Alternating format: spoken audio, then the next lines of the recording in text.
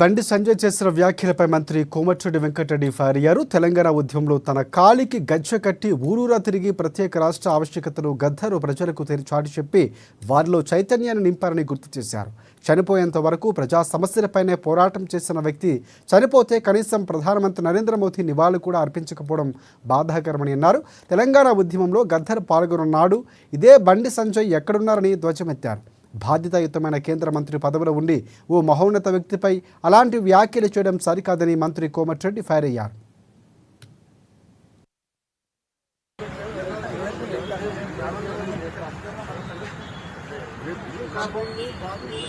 కోమటిరెడ్డి వెంకటరెడ్డి అంటే నీతి నిజాయితీకి మారు పేరు. 30 ఏళ్ళలో ఒక్కసారి నా పేరు వచ్చింది. నాది ఎక్కడైనా కబ్జాలు చేసి నువ్వు దోసుకున్నాను.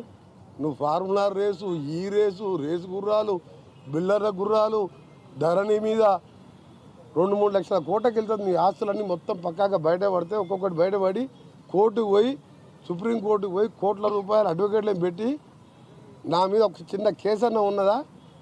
అవినీతి మరకున్నదా?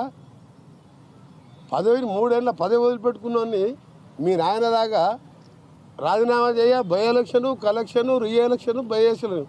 నేను రాజీనామా చేసినంటే మళ్ళీ చెప్పిన, ఆ రోజు చెప్పిన, గవర్నర్ ఇంటి ముందర చెప్పిన, తెలంగాణ రాష్ట్రం వస్తుంది, వచ్చినప్పుడే మంత్రి అయితే అప్పటిదాకా మంత్రి పదవి తీసుకున్నా.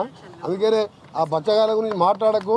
నేను ఒకటే చెప్తున్నా, కేటీఆర్ నువ్వు మీ బావ కలిసి మీరు ఆయనని ప్రతిపక్ష నాయకుడిగా వస్తావా రావా నెక్స్ట్ అసెంబ్లీ సెషన్కు, బడ్జెట్ సెషన్కి అడుగు.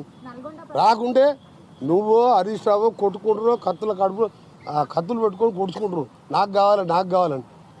ఆయన ఎట్లా వస్తాడు లేడు. మా ముఖ్యమంత్రి గారు మొన్న బాగా చెప్పిండు, కొడంగల్ సర్పంచ్ 4 రోజులు ఊళ్ళలోకి రాకపోతే తర్వాత వస్తే రాళ్ళ తీసుకొని ఎడబడతారు సర్పంచ్ ఎమ్మడి. ప్రతిపక్ష నాయకుడు 13 నెలలు అసెంబ్లీకి రాకుండా ఏం చెప్పాలి?